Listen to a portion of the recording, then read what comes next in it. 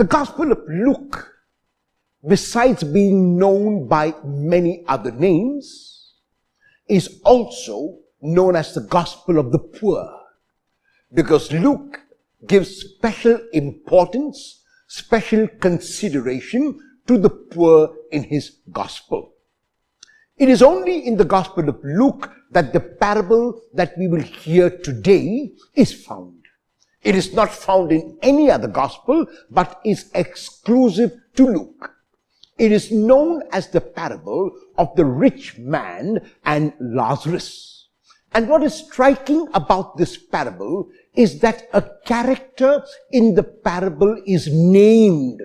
There is no other parable which Jesus told in which any character is named. The person in the parable might be a sower, might be a landowner, might be a laborer, might be a king, might be a woman, might be a man, but never named except in today's parable, known as the parable of the rich man and Lazarus. What is the parable about? There is a man who is rich and has all the comforts and luxuries that he can have. And there is another man just near his doorstep named Lazarus. And the meaning of the word Lazarus, the meaning of the name Lazarus is God helps. And because God helps that man, the poor man, finally, his name is God helps, his name is Lazarus. But this man, who is Lazarus, poor, sitting near the doorstep of the rich man, and the rich man is so caught up in himself, is so caught up in his riches, is so caught up in filling himself with his comforts and luxuries that he is not even aware that there is someone poor. Our country, India, is a country in which the rich are getting richer and the poor are getting poorer. 5% of the population of the country who are rich possess more than 90% of the wealth of the country, and this parable is dedicated to these who are unconcerned about others, who don't give a damn about others, who say that their needs are primary and their needs are all that they will be concerned about. And then the rich man dies, and he can take nothing of his riches with him.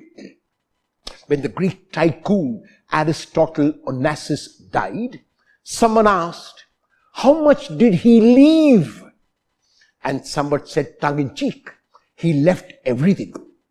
In other words, he could take nothing with him. And so this rich man, the rich of our country who do not care about the poor, die and they go to God. And God now judges them. And the judgment is terrible because they did not care about the poor, because they were so caught up in themselves. They are sent to a place where they will continue to focus only on themselves, and that place is termed hell.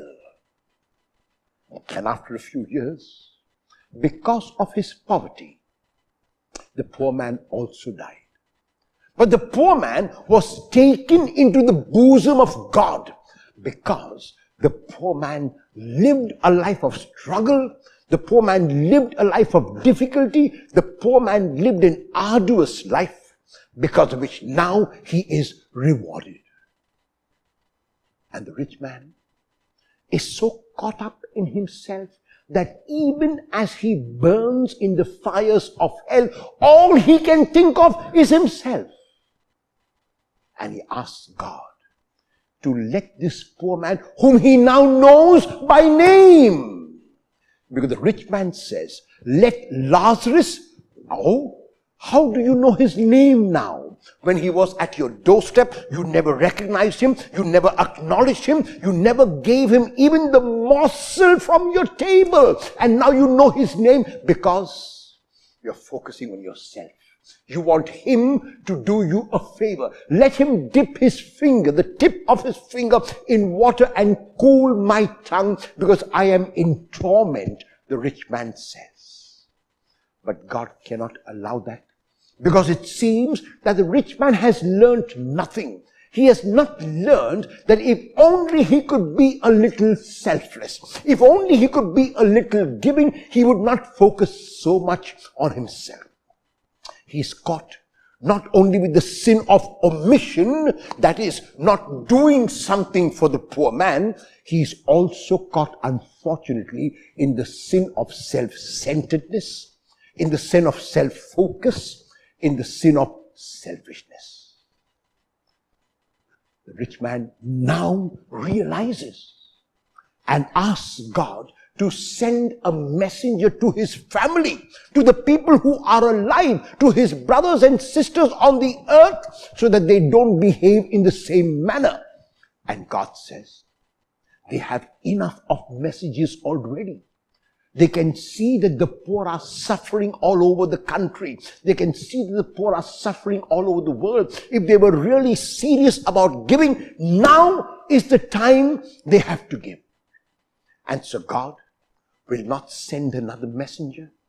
God has given enough messages already. And for us as Christians, the message that we always require, the message that is given definitively, is in Jesus Christ.